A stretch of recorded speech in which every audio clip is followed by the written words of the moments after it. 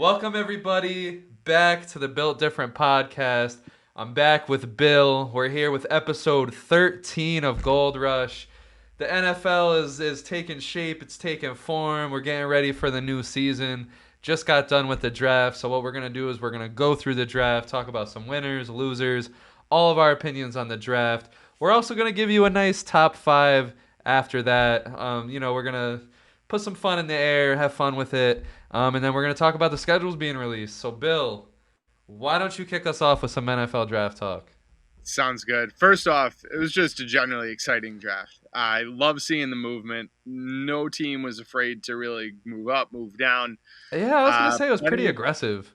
Pretty It was. aggressive. It was. I had a very hard time finding the stats on this. I don't know why this isn't more readily available, but I feel like it was the most trades we've had in the first round at least. But either way, it was a lot. So some teams moving several times.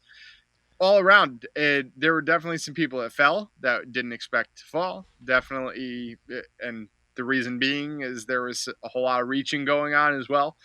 Yeah. So all around, there's a lot you could speculate on. It wasn't a class where there were absolute foolproof 1 through 25 picks or anything like that. So I think we really have to wait for the season to see how it shakes out. But we're not going to do that. We're going to talk about it here as if people just won the Super Bowl based on what they did on one Thursday evening. So, uh, Tom, I'm going to kick it over to you to start. Who do you feel had the best draft?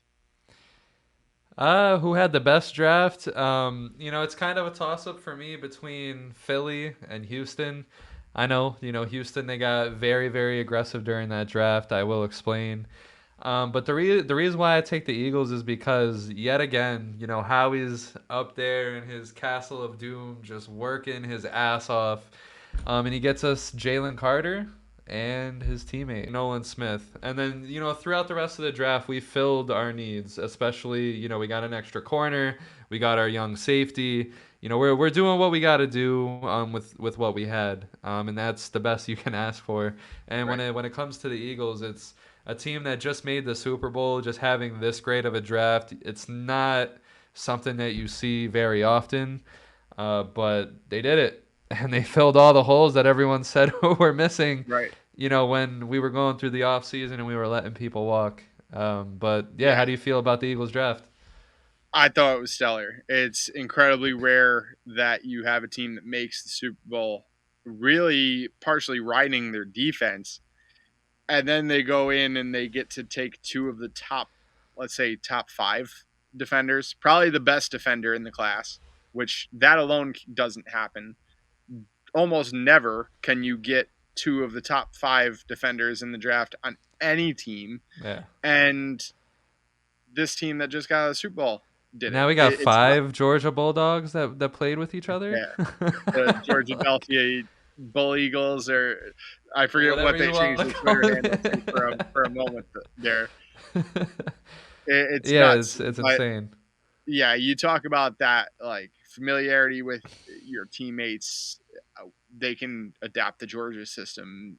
They might Yeah. as well at this point. But still, just having people in the roles near you that can help get you up to speed, it goes a long way in any job, any career, let Yeah. alone it in a defensive scheme that these players are getting used to. So I think these players are going to have an impact very Yeah. quickly, Absolutely. and I think it's going to be a major one.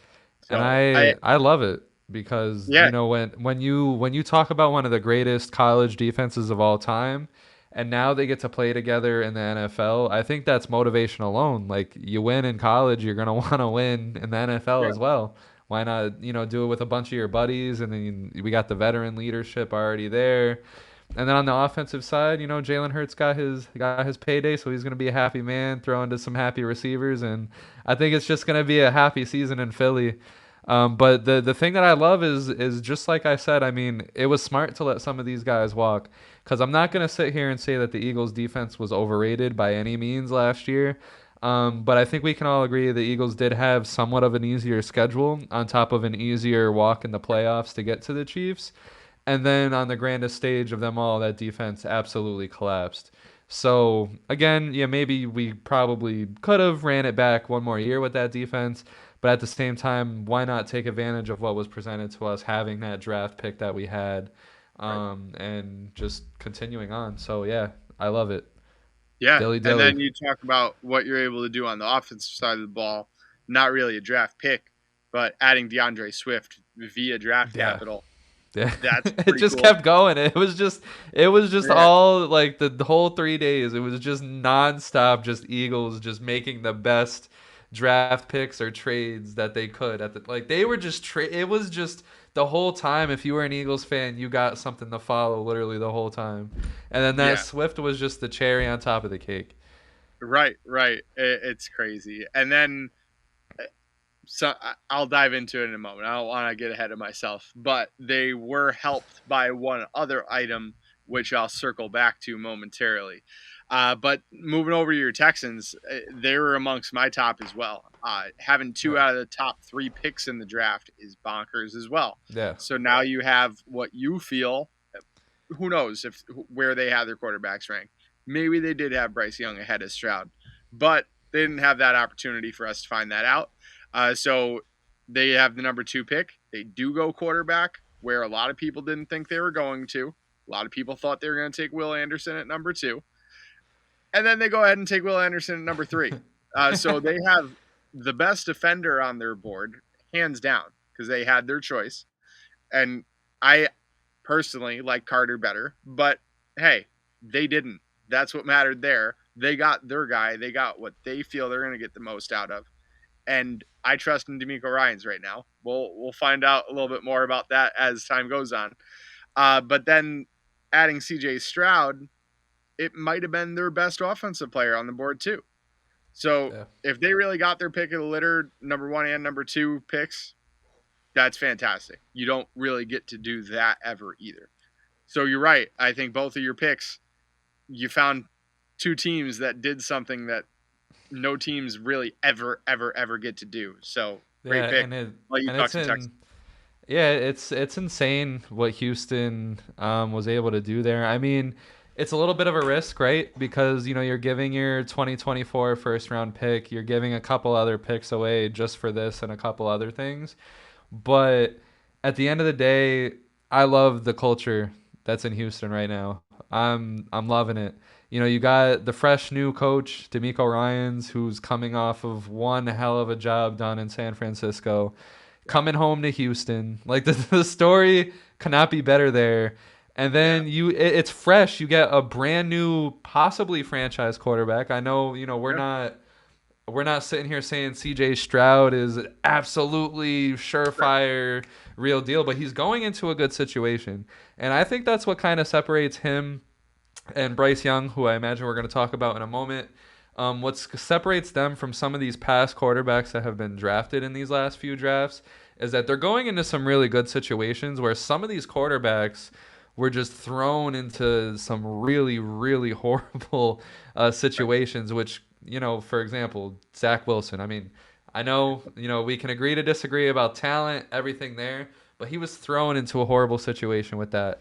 Another one that fell completely off the map was Baker Mayfield. And yeah, he did handle it at one point in time in Cleveland really well, but it probably wasn't a situation he should have been thrown into by any Right.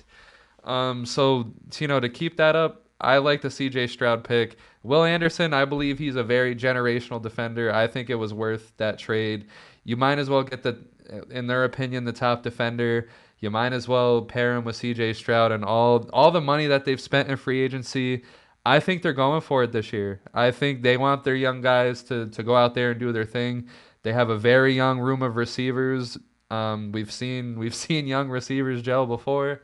So Yeah. we'll see what happens. But I love it. Right now I'm Yeah. I'm loving where Houston's at.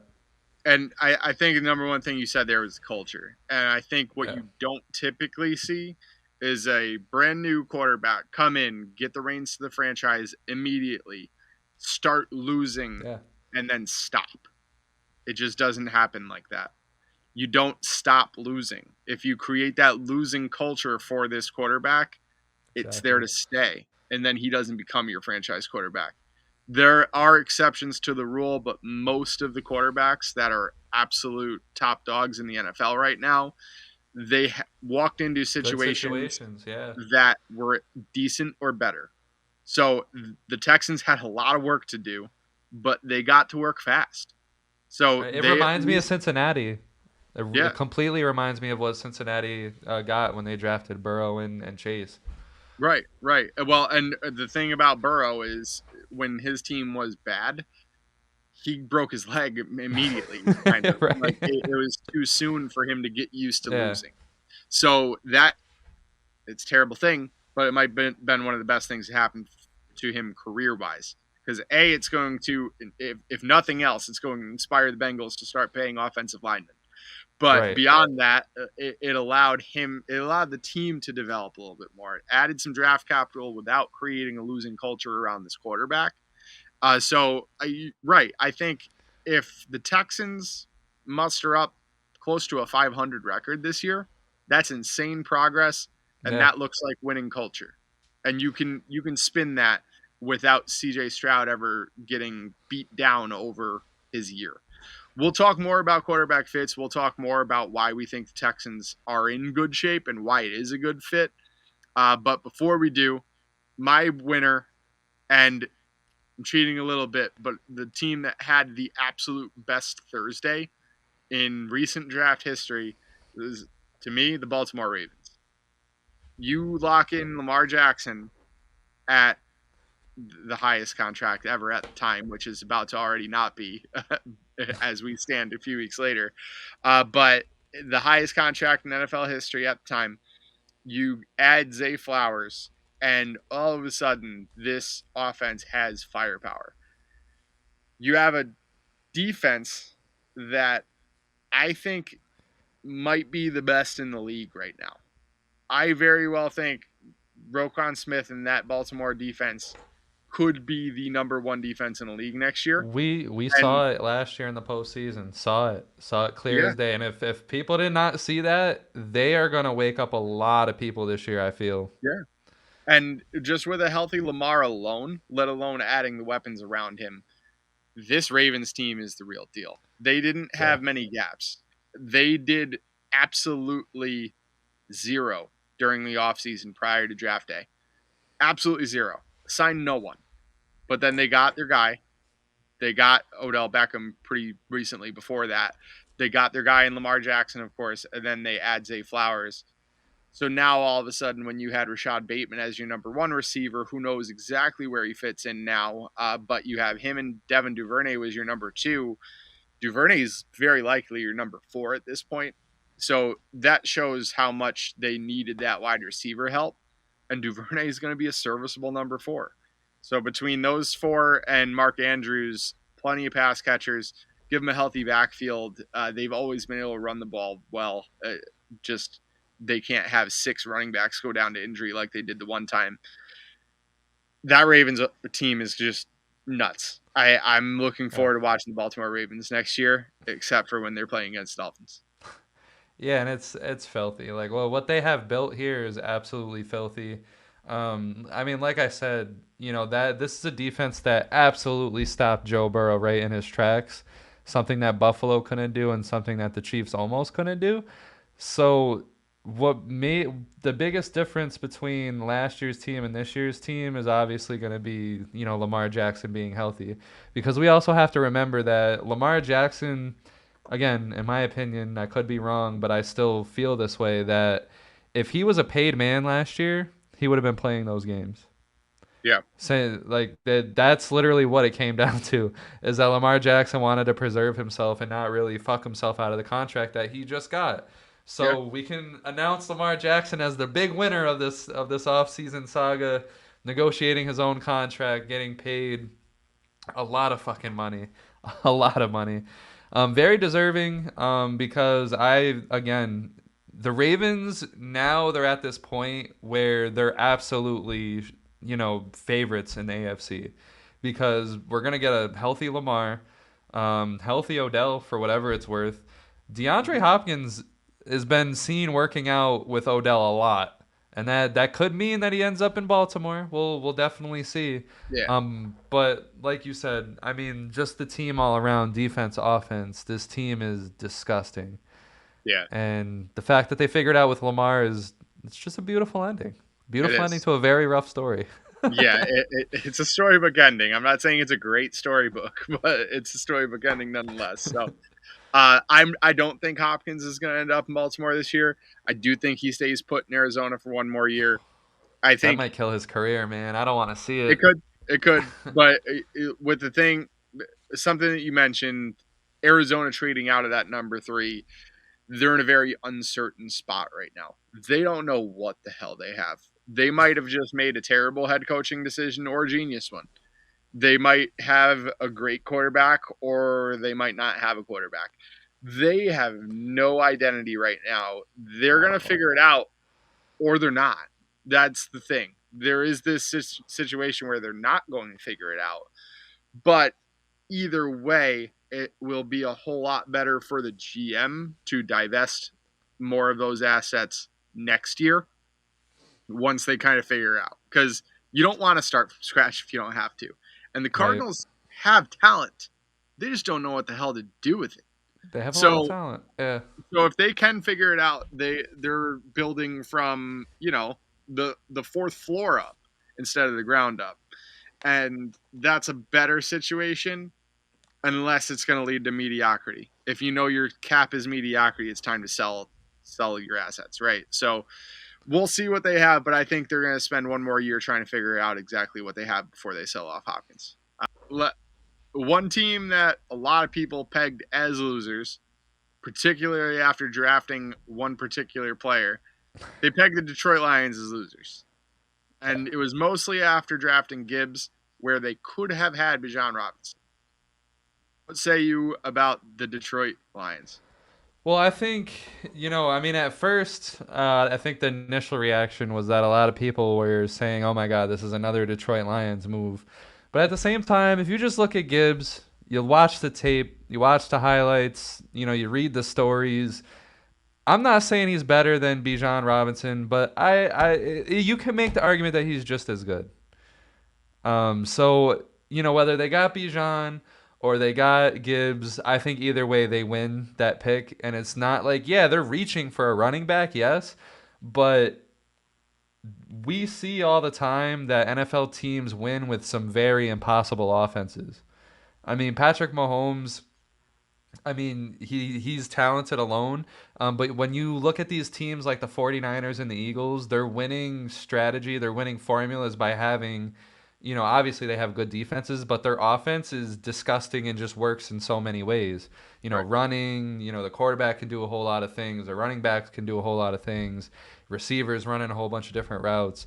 And I think that's what the Lions are trying to build. They see the winning formula in front of them, and they're trying to imitate it. And Gibbs, if what they're planning on doing with him and making him a two-way receiver, he's gonna be filthy in that role. I mean, I think he runs routes better than Bijan when it comes to being a receiver, and that literally adds something very scary to Detroit. They're not gonna get Jamison Williams for 6 weeks, but when Yeah. he comes on and if everybody is healthy, that team's going to be very hard to beat. I think top defenses will struggle with that team because the playbook is going to be completely wide open. I Yeah. love I love the pick. I mean, at first, yeah, I criticized it a little bit. Like, this seems like something Detroit would do, but it seems like the things that Detroit is doing lately, they can't fumble. They're touching gold on almost everything that they're doing. Yeah. I was in the same boat at first. I didn't hate the pick of Gibbs because I, as a Dolphins fan, had looked pretty heavily into him. With that said, we were looking at him. We didn't have a pick on day one, and we were looking at Gibbs. We were thinking there's a decent chance he's falling to the third round at first, and then as it got closer to the draft, we knew that wasn't going to happen. But we certainly didn't think he was going number 12 overall. So the thing is, what you also have to weigh into it is not only are they getting Gibbs, but they're also getting Sam Laporta in this, who I think is a great tight end. The thing is, tight ends take a few years. So that wasn't really a now pick. There are very few rookie tight ends that really come in and make an impact. Fryermuth is probably the best rookie tight end in a while. So Pitts was supposed to be that guy. Did fine, then got hurt year two, but Yeah. it's Pitts very well could still be a generational tight end. But Sam Laporta, I'm not putting him in that category. He's still going to be solid, just not right away. So they found a way to flip. If they really thought it was close between Gibbs and Robinson, then by all means, it is a fine move. If Gibbs ends up being better than Robinson, they automatically win. If Oh yeah. Laporta does Yeah. anything on top of that, they win again. So Right. we have to wait and see, really. What I really like is everything they did after that. I'm fine with the Jack Campbell pick. And, I think they added a lot of pieces that fill the very few holes that they have. And really, it's adding depth. It's a team that needed depth more than anything because they need competition to bring the pieces they have up. They have a lot of good and not a lot of great. You have a few lottery tickets at that great. And in addition, and trading down does get you additional lottery tickets while we're at it. But in addition, you have a little bit more competition to drive everybody up. I will give you my loser. I have one loser for the draft, and it is the Miami Dolphins. No picks on day one. Nothing in round two. So our first pick is fine. I don't know how to pronounce his name, but running back Devin Akani. I'll learn that, I hope, based on watching NFL Red Zone. So we'll find out on that piece. But what grinds my gears about it the most, we lose this pick via tampering, and then the Cardinals, who tampered with Shane Steichen, instead of losing a pick, they end up having to trade it to the Eagles. How does that work? How he's working, man. What kind of sorcery is this shit? That's not fair at all. Like, how does another team benefit from that? And by all means, it's not like we were going to give our first rounder to the Bucks. Tom's retired now, so it is what it is. It sucks, but I'm bitter, and it was not as fun watching the draft when your horse is not even in the race.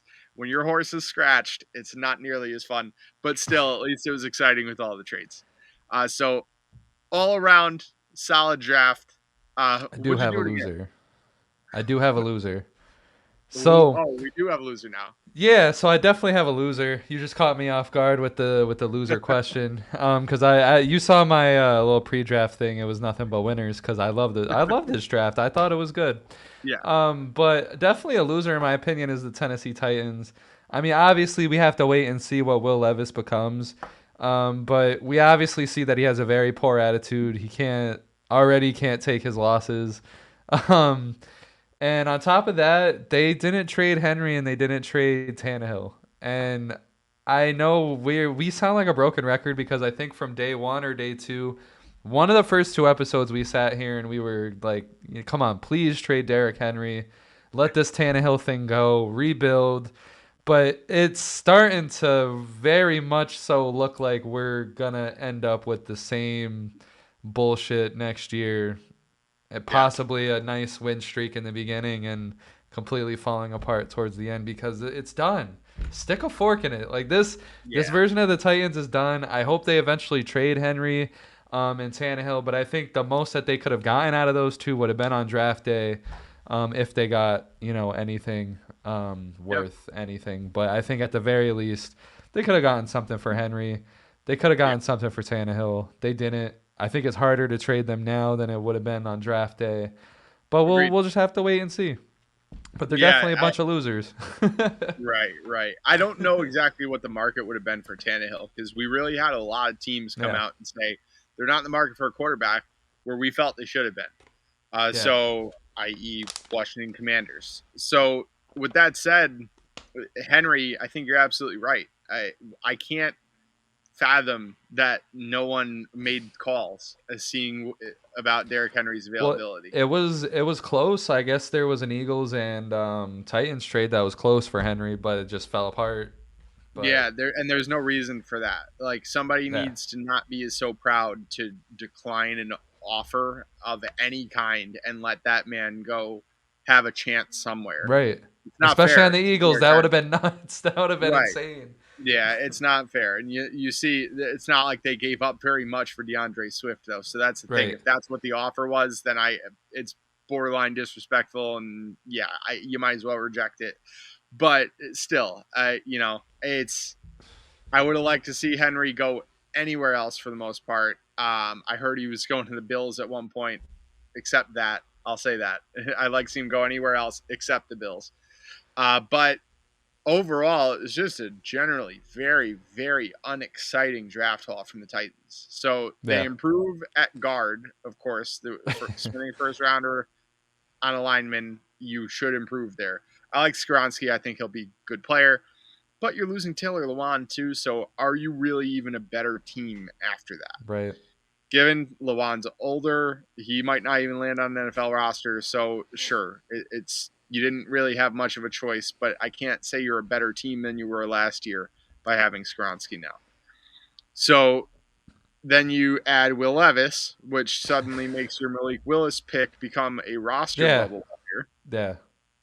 That It's was a whole point that I left off was that whole thing. Like yeah, if you're gonna draft Will Levis, you might as well have spent that draft pick on something that you actually could have needed and just kept going with Willis because Levis is coming into this with a poor attitude. He fell for a reason. Your team is not good, so what are you really gonna get out of Levis that you're not gonna get out of Willis? So yeah. So I'll try to play a little devil's advocate here, and it pains me a little because I don't really like Levis. I don't think this is going to happen, but frankly, there were teams that saw a whole lot in Will Levis.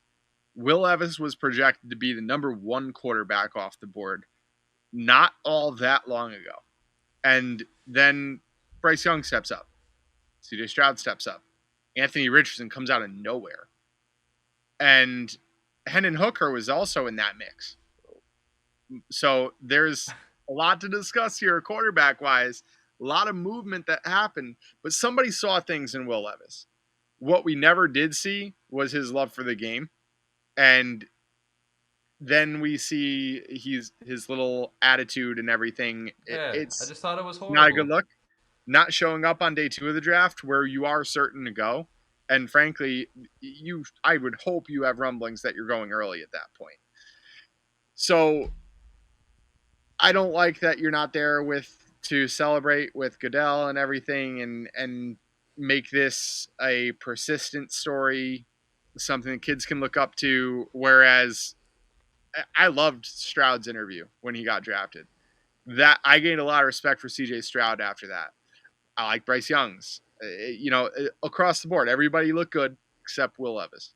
So bad look, probably a bad pick, but value wise, you have a chance at a generational talent, which is what he was being pegged as not all that long ago.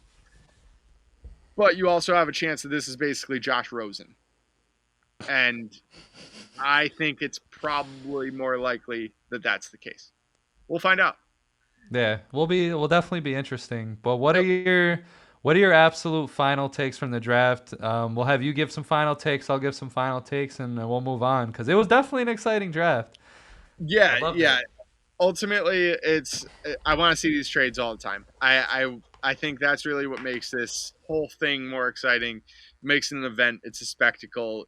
This is the NFL is full of genius marketing people who time these things out where there's always NFL to talk about. And that's it. That keeps you and I employed here, where we're always going to have something to talk about. Love it. And it keeps a whole lot of people employed throughout the leagues to continue driving this stuff, pushing it year round. So that's really all I got. Yeah, last couple things. I love, one more thing on the Texans and Cardinals trade. I love the Cardinals' position in the trade because they have no idea, like you said, they have absolutely no idea what they're about to go into this year. They don't know what they have, so might as well say like not really invest in too much here in the first round. Figure it out next year, especially if the Texans, if they fall apart, the Cardinals are going to be looking like absolute, beasts with that trade. But on the Texans side, I wanted to touch on it again. I love their draft. I think I'm gonna peg them the winners ultimately overall. I know I gave you two. I'm gonna narrow it down to one and say it's the Texans because again, after everything that went down, you didn't deliver the championship that J.J. Watt probably deserved while he was there before he fell apart. The whole Deshaun Watson situation went as horribly as you could possibly imagine. These fans are invested. These fans are gonna, I think, show up greatly this year, no matter what happens. And you're giving them something to watch. So I think all around, Houston Texans, it's gonna be a beautiful love story, hopefully. Well, let's see it. I'm here for that ride. That should be a fun one. So, just to really wrap up the draft, I do want to walk through some of the quarterbacks and just really figure out which ones you feel landed in a good spot, landed in a bad spot. We already talked a little bit about Will Levis. Let's finish that up. That team kind of in shambles right now. It was a bad Shambles. team last year. Can't say it got any better. And frankly, they lost some pieces. Traylon Burks might be the real deal at receiver. Derrick Henry is not getting any younger. Do you fear that offense, even if Will Levis is good? I mean, if Will Levis is good and Derrick Henry is healthy, then yeah, this will be, it'll be redeemable. But the chances of this happening are very slim because one, their offensive line has completely fallen off the face of the earth. Mm-hmm. Derrick Henry, his health. I mean, if he's not going to have a good offensive line, it's almost safe to assume that he's not going to get to the end of the year unless he's traded. So I don't see good things happening from this. Again, there's that you never know story, but if I'm gonna bet on this, I'm gonna bet on I don't like it for Will Levis or the Titans. I agree wholeheartedly. I think it's a bad fit. And here's the part that sucks the most for Will Levis. When you fall in the draft, what's cool about it is all the teams with the worst record already passed you up. So typically you Right, so land you in a get good picked up spot. by a good team possibly. Yeah, That didn't happen. 49ers, something like that. Nope.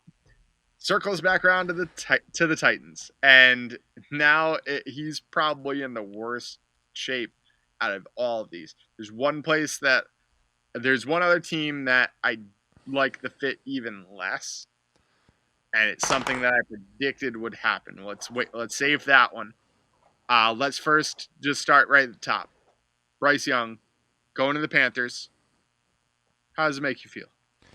I like it. I 110% like it. Bryce Young is talented. I had him number one when everyone had C.J. Stroud number one. I think Bryce Young, he's gonna be good. I like that the Carolina Panthers, they didn't necessarily go into a full rebuild, so he's gonna come into a team that has a lot of veteran Yeah. presence, which I think is very necessary for him. Reich is going to get a second shot as a head coach in the place that started his NFL career. So I think if there's any other time to be motivated, it's now, especially now that he doesn't have fucking Carson Wentz to drag him down. So I personally like it. I obviously don't like it as much. I don't like their culture as much as the Texans, but I still think he's going into a good situation. And like I said, separated from some of these other quarterbacks, like I said, Zach Wilson, I don't think he got birthed into a good situation. Mac Jones, I think being the post Tom Brady quarterback, I don't think that was a good situation. Aaron Donald, we can even bring that back with the Jets as well. Not a good situation because they had absolutely nothing. And then now we're gonna see Will Levis, and we'll see what happens from it. But it's not often that the first pick is going into a good situation these days, or even a first five pick is going into a good situation. So I love it. I Yeah, absolutely love it. yeah, right. And it was a little bit of a rebuild, but they did it fast, and Yeah, they did it kind of yeah, in one off season, right? And it's not like this is a championship caliber team, but if you look at Thielen being there, DJ Chark Yeah. being there, he has okay weapons just there. Yeah. Then you consider Terrace Marshall, who came along pretty nicely by the end of the year. Laviska Shenault, I still have hope for. I like him. I think he's a solid player. I don't know why, but I think we might see something from him by the end of the year as well. Miles Sanders Yeah. joins Chuba Hubbard in the backfield. Solid offense all around. So they added, I believe Hayden Hurst is new to that offense as well. Yeah. So So the if veteran, Bryce Young, if he plays decently, this could very well be a playoff yeah. team. What's nice So about it is he has a lot of veteran presence at every position. So even Miles Sanders qualifies as a veteran now. So you're the young guy. You bring this youth and athleticism. Everyone else can take care of the leadership piece. You don't need to be that immediately. You can learn that, acclimate to that. So yeah, I really do like that situation. Over to the Texans, which we already talked about quite a bit. yeah. That's the most up and coming offense to me right there. If you look at CJ Stroud landing there, talking the Texans into drafting Tank Dell, they get Robert Woods, given Robert Woods is not a wide receiver one on many teams in this league. He has to be here, and that's not a great sign for your high end talent. But again, it's up and coming. We don't need the Texans to win the division this year. We don't need them to make the playoffs this year for this team to be successful. Yeah. We need them, again, to finish somewhere around 500, and it's going to show crazy progress. And another weapon that they're getting back is John Mechie, who just beat cancer. And you and I were talking about this previously. Gives me big James Conner vibes. Yeah. He came back emotionally charged and was a beast for the Steelers. He was never like top end, one of the best running backs in the league or anything like that, but he was very good. And I think that's probably where Mechie's going to end up. Plus, you have Nico Collins developing as well. So hopefully Robert Woods can take these guys along for the ride a little bit, show them the ropes a bit, help them grow. But again, I think it's going to be a very positive atmosphere, great culture, and will lead to good things. Yeah. And to wrap up my opinions on the Texans as well, obviously we love it. We love the pick. For them, I think they're gonna be a lot like how we viewed the Lions last year. As they're gonna have a lot of boxes to check off. I think they will absolutely check them off, but not one of those boxes will be making the playoffs. Just so happens that the Lions just absolutely went on a goddamn tear. That's like one of my favorite runs. It's probably my favorite run in like NFL history that didn't end up in a playoff berth. I can't think of anything close. Yeah. So I think the Texans are going to be in that, Detroit Lions situation. They're coming off of some very horror-filled last few years. They're finally fresh. They got some new faces there. I think it's going to be fun football to watch. Yeah, I agree. Yeah. On to a different one before we wrap up. Hendon Hooker landing with the Lions. Since you mentioned the Lions, figured check this off quick. Awesome fit. Not going to see the field for a good long while. I think that's perfect for him. I think there's at least one more quarterback who we're going to talk about that I think would benefit from this kind of situation. This is where I would hope somebody else would land. But Hendon Hooker lands in a great spot. I think we all know how much we love the Lions and how much we talk about the Lions team and the cast around them. Jared Goff, the Dark Knight, doesn't last forever. He will ride off into the sunset eventually. And when he does, Hendon Hooker is there to take over the Batmobile here. So I like it. I think it's a great pick. Anything on Hendon Hooker? I mean, Jared Goff, I believe he has 1 or 2 years left on his contract. I believe he has a full 2 years left on the contract. So realistically, with this pick, you get a talented quarterback that can grow. Has a lot, very huge ceiling. He can grow. Why not? I mean, this offense is going to be scary. So I like that they picked this because you never know. The off chance that Jared Goff gets hurt, you'll have someone that could step in, and I imagine he's going to mesh well with this team, when they're training. and he's learning. And I think Jared Goff is the perfect guy to learn from at this point. Yeah, What a fucking career for Jared Goff. I know. We always get to this point where I ramble on about Jared Goff, but like it's my favorite turnaround. I think I'm gonna end up with a Jared Goff jersey here soon, because it's just been a very good story that I've just loved every moment of, and it just absolutely. continues. Yeah, yeah, and that's you made a couple great points there. It's back up to Jared Goff is fine. If Jared Goff gets hurt, all of a sudden they're serviceable there.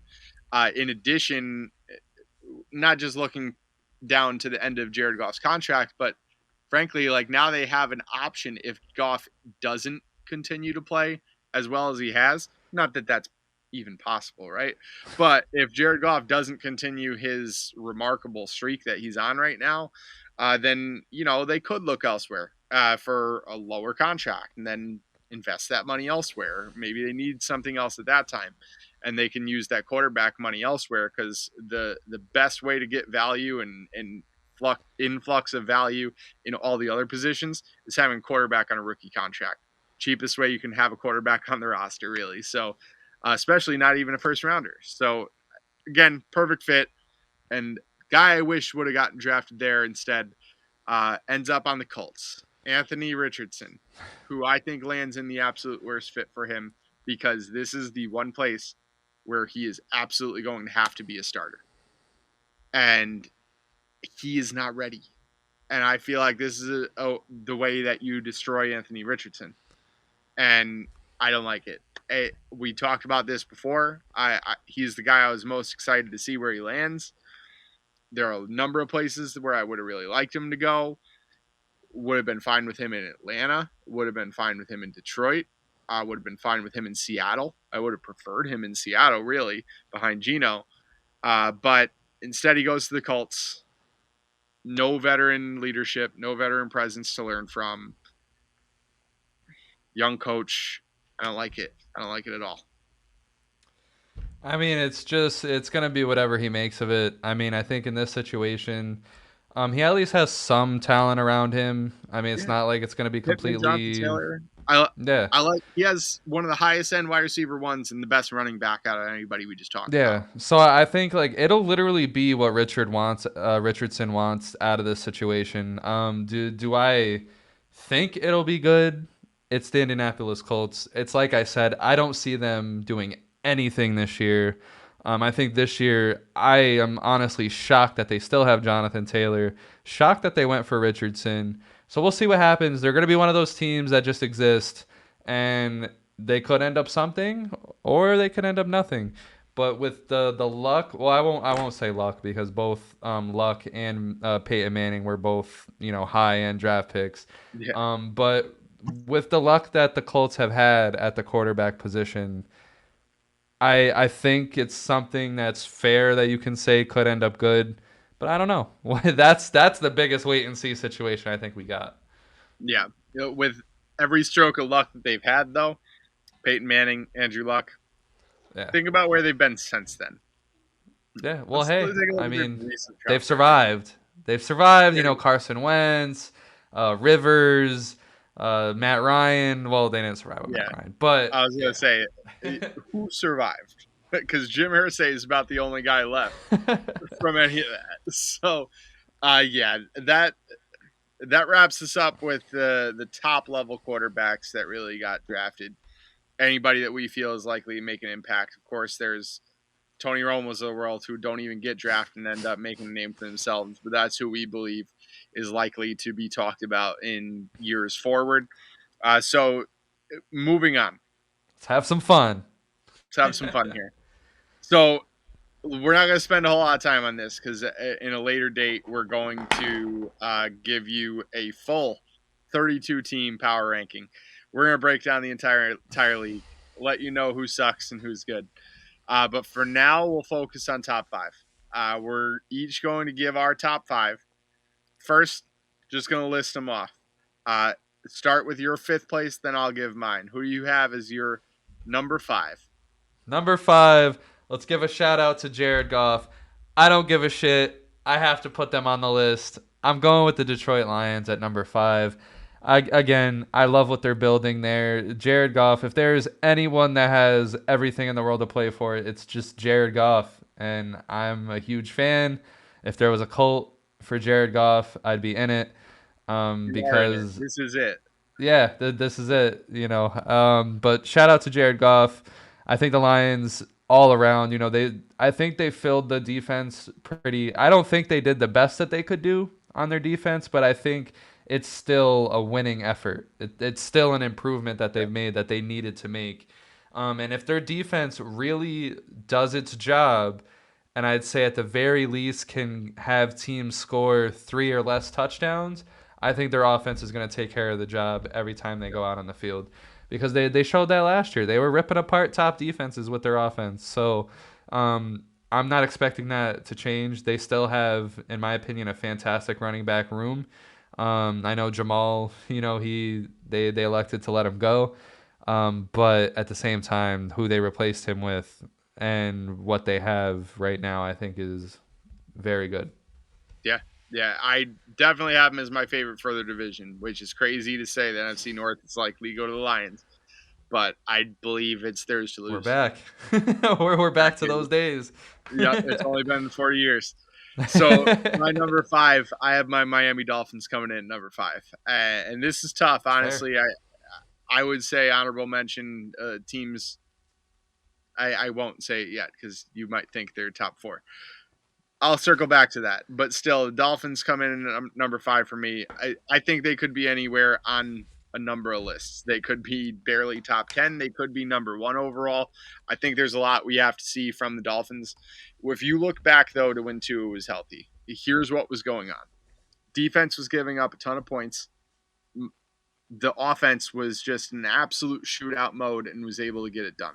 They were always able to drum up enough offense to get it Yeah. done. The offense was never a question. So what do this offseason? You do everything you need to do on defense. Dedicated it to the First defense. off, you Yeah. get Xavier Howard healthy. Second off, you put Jalen Ramsey on the opposite side of the field from him. Even bigger than that, you hire Vic Fangio, who has had top 5 defenses everywhere he has gone. You tell me that Dolphins defense is going to be top 5, promise you that they're in the playoffs. No question about it. And Yeah. frankly, they should They're in the win that AFC division. Championship, honestly.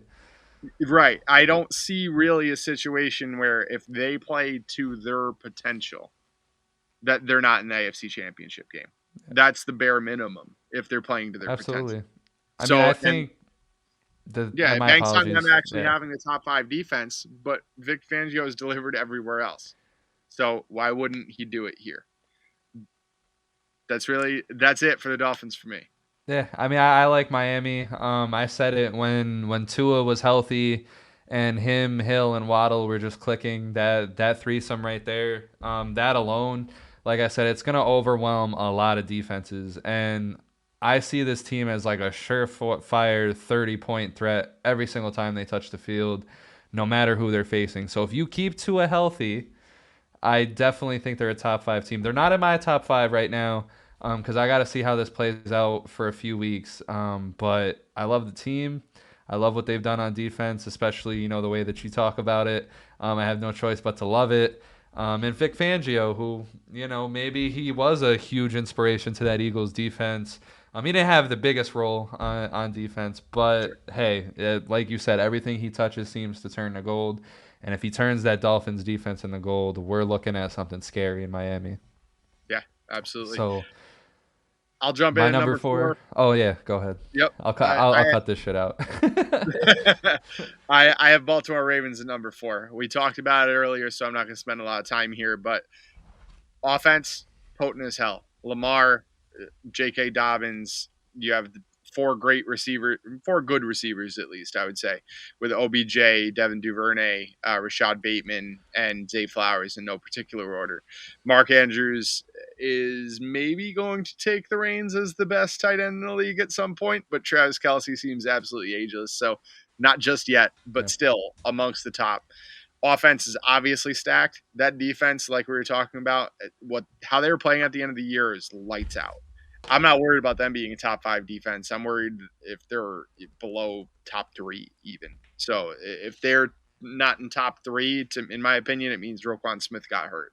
So hopefully that holds up. But Ravens are stacked. They could be a whole lot higher than that. Just need to see that offense gel. Yeah. I agree. I have them on my list, so I'm not going to touch on them yet. So my number 4 is going to be the Cincinnati Bengals. I mean, I think it's just another year of experience under the belt of this very nasty offense that we're seeing take shape between Burrow, Chase, Higgins, and Boyd. I leave Mixon off of that for the current moment just because we really don't know what we're about to get out of Joe Mixon ever again. That guy's in some weird stuff. But the Bengals, I mean, it seems like they've made some good moves for their offensive line. That's always been my biggest criticism.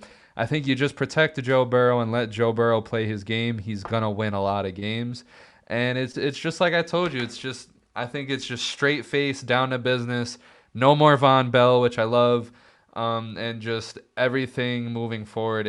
It's just a team that they didn't get worse, so I still think they're a top 5 team.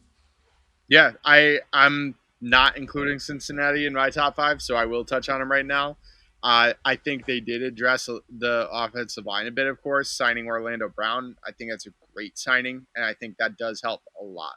But what they didn't do is they didn't address running back, where Joe Mixon suddenly question mark. Their running game was not very good last year, and I think it bit them hard. So I think they really had to rely on their passing game. It was a little inconsistent, and when they got shut down, they lost. So that doesn't mean that they addressed all their holes to me. And in addition to that, I think what really anchored their defense last year, which their defense is pretty underrated last year, was Jesse Bates and Von Bell, who are both gone. So losing key pieces to your secondary, it's going to hurt. And it's a young secondary now, and I think teams are going to be able to beat them over the top. They're going to have to strike back, and they have the firepower to do it. So I'm not saying they're going to be a bad team, but I don't have them in my top five for those reasons. So on to my number 3. I have the San Francisco 49ers coming in at number 3. And I'm going to agree. Yeah. This is where we agree. Third as well? Yep. Yeah, all right, this is where there we it agree. is. How about that? So the 49ers, I just feel they showed everything they needed to show. It took, 1, 2, 3 quarterbacks getting hurt for them to get slowed down. And they were on an absolute tear. Nobody could beat them at the end of the year. I don't think the Eagles would have beat them if Brock Purdy didn't fall apart. And literally, physically fall apart. I mean, we could have this argument now or on a different episode. I disagree with that wholeheartedly. Yeah. We don't have time to talk about that today. And it would have been close. Putting that in my notes. Putting it in my notes. Right. I'm not saying that it absolutely would have happened, but I do think the 49ers come out on top. It's by 3 points or something like that, but still. I think the 49ers didn't really lose much, and one underrated addition that isn't getting a lot of attention, but I think could end up coming into play here is the addition of Sam Darnold. I think Darnold might end up being the guy there. Darnold looked good last year, man. He looked pretty good, and he didn't have a quarter of the weapons that he has in San Francisco. He has never in his career had the weapons he has in San Francisco. The thing is, they're not his weapons right now. They're somebody else's toys, and we'll see if he gets a chance to play with them. If he does, I think he's going to be a stud. Yeah, I mean, I agree with the Eagles or the 49ers at 3. I agree. The 49ers at 3. The reason being is they got better. Somehow, some way, they got better in the offseason, improved where they needed to improve, got some very good pickups. And on top of that, I mean, the reason why they're not my favorite in the AFC, or the reason why they're not my favorite in the NFC is because who knows what their quarterback situation really is. We don't know how Purdy's going to come back from that arm injury. We don't know how Trey Lance is going to bounce back. And we don't know what the fuck Sam Darnold's going to do if he gets to, actually play with the toys that are not his. So I don't know. I mean, yeah, one could say that Sam Darnold would be really good. I'm on the side of I don't know, because if they're, I mean, in my opinion, I think they should go with him week 1. That is my full opinion. let Trey Lance get his legs underneath him. I think that is the most Yeah, important thing. If you want anything out of Trey Lance, you have to let his legs get underneath him. You keep just throwing him into the fire and throwing him into the fire. Let him get a chance to go into it. But if Sam Darnold is, legendary, then, you can just trade fucking Trey Lance and just ride it into the sunset with Sam Darnold. But at the same time, you got this whole Purdy thing. So I think it's too much drama in that quarterback room, too much unanswered questions at the current moment, which doesn't have them at one for me. But literally everywhere else on the field is figured out and is beautiful and it's great. right. And another thing is that I don't think they can continue keep paying both Ayuk and Debo past this year. So if they might see it as this This is might be it. maybe this might be our last. I don't think Yeah, it's going to be their last. Their window is going to close after this, but when you consider Kittle is aging pretty fast, it seems. it does seem Debo, he wants to get paid. Ayuk wants to get paid. McCaffrey, we don't. I mean, a lot of people. I mean, I didn't, but a lot of people wrote him off yeah. because he's getting older. So this could very well be the one year that they really are focused into, and if they do that, I think Darnold should start. But that I agree with you. I think Darnold's perfect for it. It's just a meme to me that his existence. That's why I It's laughed. wild. But It yeah, is funny, but you're right. yeah, So number two for me, and you're right. I don't have them winning the NFC either, despite being third best team overall. I do have one NFC team higher than them. Philadelphia Eagles. You we have a agree team that again. did Super Bowl last year, and they get better. Yeah, How does that even happen? You don't get a team that typically lose a Super Bowl. That they peaked. They got there. They almost had it, and then they fall apart. That's just what we typically see. This is not going to be that. They reloaded, and it's wild how that's a much talent scary they had. thought. Yeah. So they added talent on both sides of the ball. It's nuts. So I have the Eagles as my number two. Only one team ranked higher than that. I'll Yeah. let you talk Eagles and then give us your number one.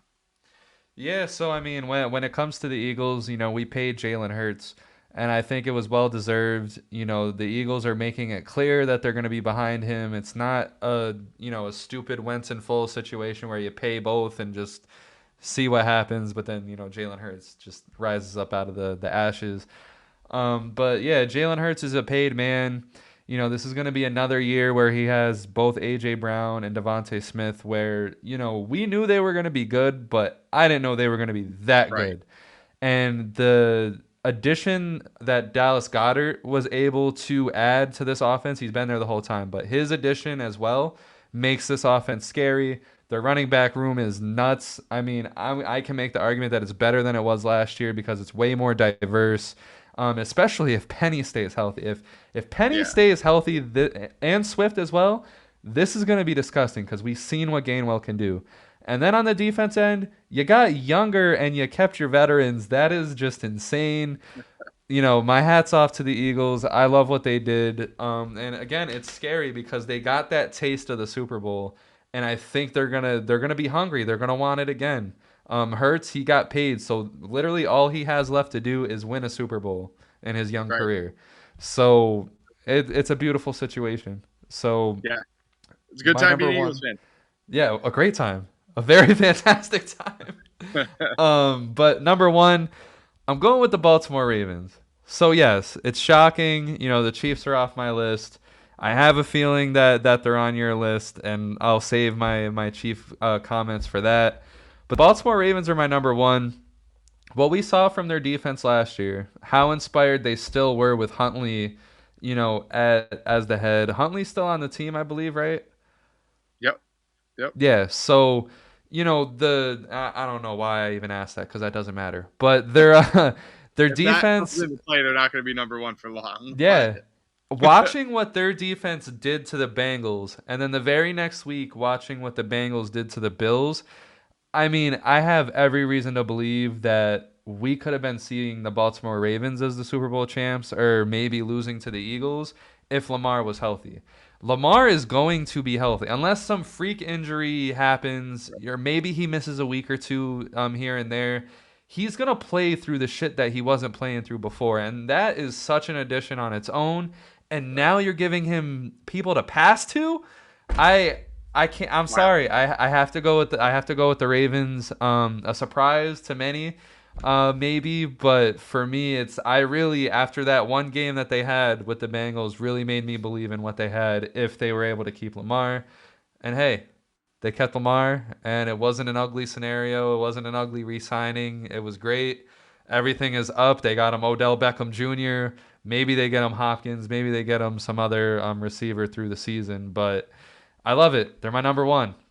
Yeah, and honestly, I have a hard time arguing it. Like I said, I do Yeah. feel that they're very likely going to be the best defense in the league. If not, they're at least going to be top three or so. So then you look at that crazy ass offense. It's really really hard to argue. And we That might talk be the about first time Lamar. you cursed on the podcast. It's worth it. It's worth it for the Ravens here. So Lamar's health, I think it was fluky. I think it is just a weird one off that he gets hurt and stays out last year. Because we talk about his ability to run and get out of bounds, his ability to run and not take hits. And we talk about the opposite of it in Josh Allen.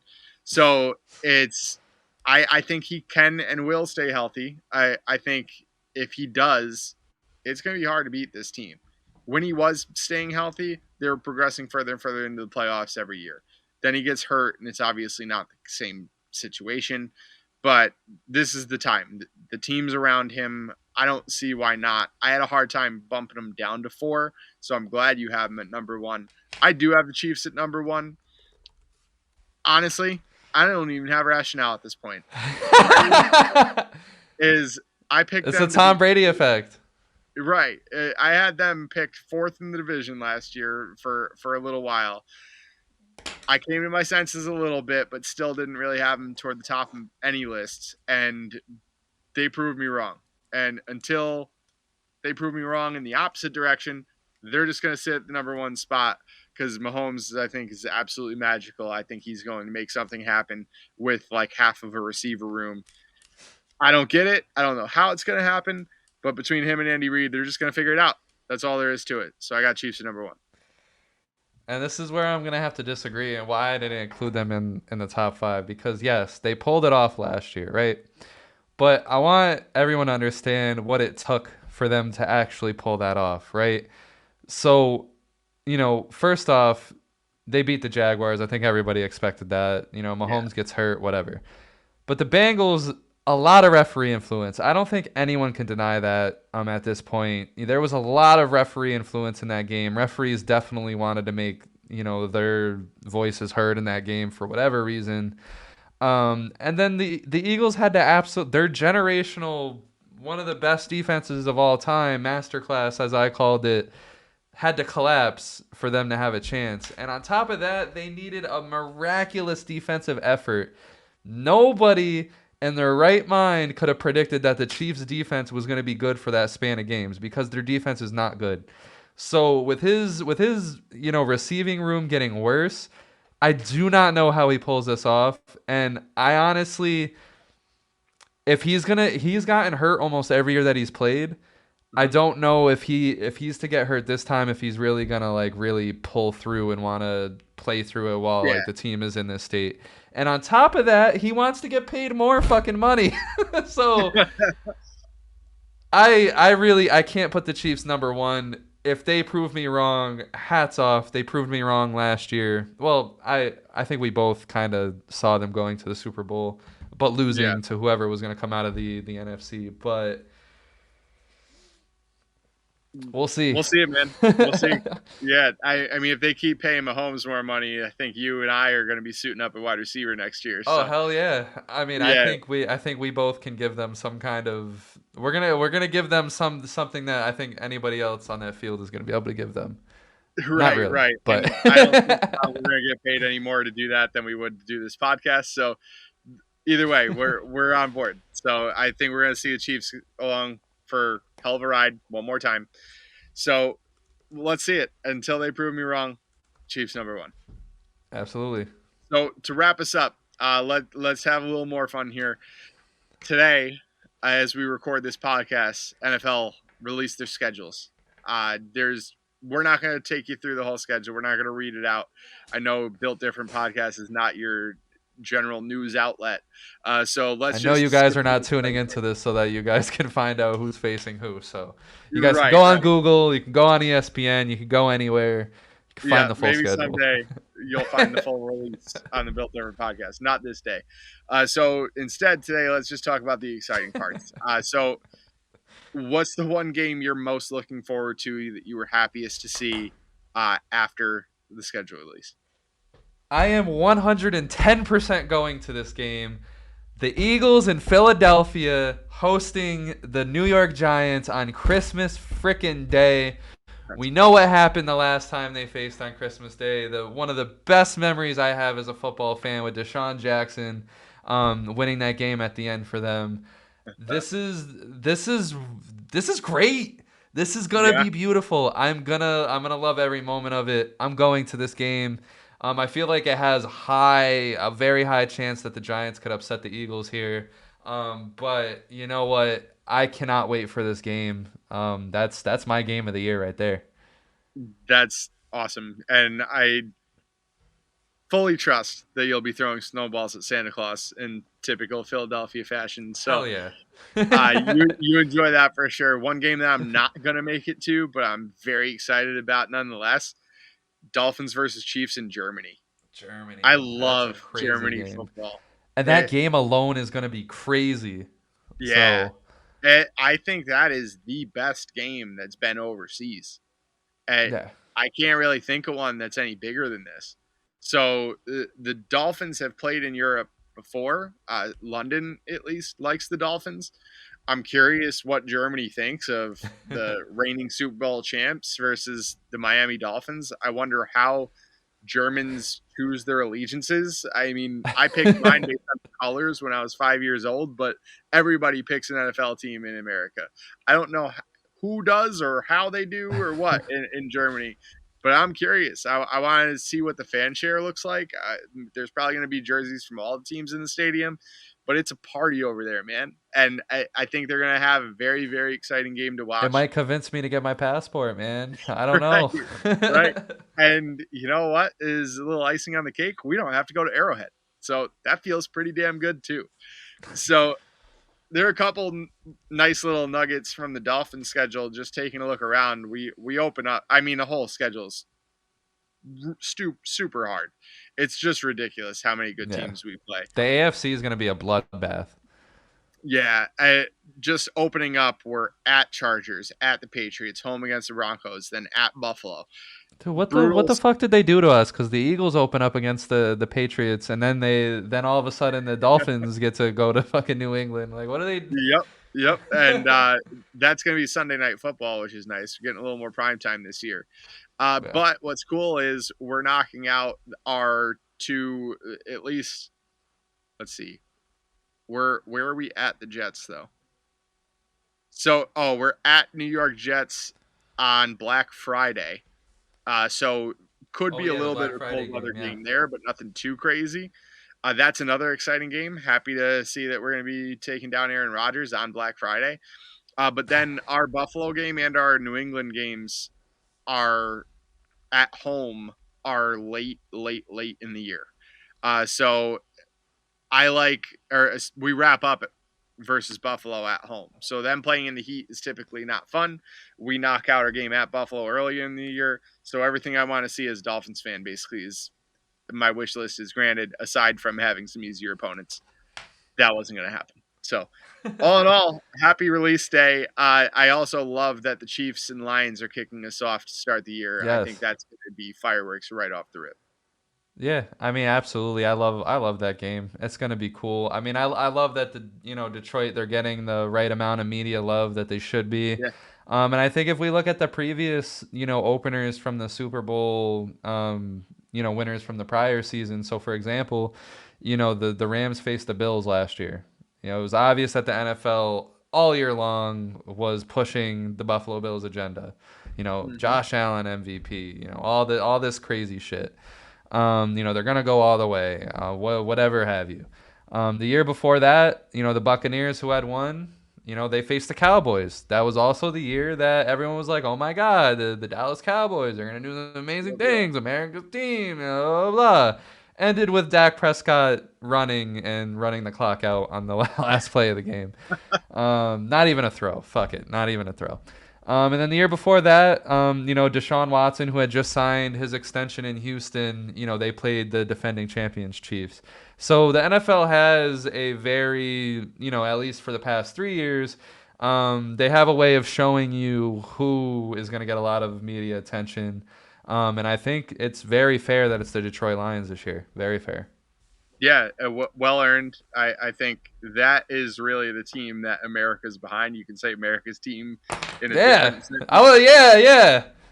But ultimately, the Lions are the biggest feel good story in all of football right now. So it's really, really hard not to love them.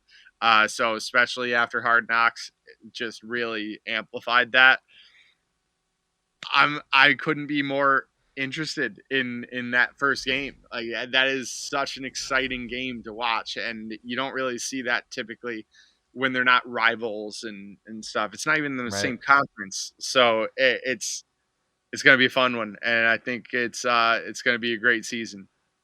Hell yeah, man. And with that, we're gonna leave. We're gonna leave the episode there. Do you have any final thoughts? Anything you want to say to close this out? Let's let the Chiefs versus Lions ride us right off into the sunset here. Hell yeah. So, with that being said, we got some cool episodes, coming up planned for you guys. The next episode, I think Bill and I we're gonna be very kicked back. I think we're gonna hit a bar before the episode.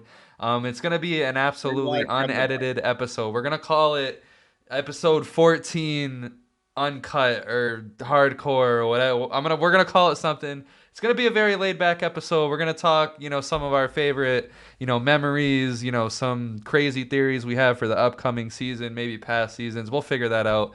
Nonetheless, it's gonna be a very chill episode we have planned for you guys. And moving forward, we're gonna have some guests. So with that being said, a lot of exciting stuff as the Built Different podcast gets right back on the train track. So make sure you guys like, subscribe, share, sell your souls. Shout out to Belgium. Have a good night.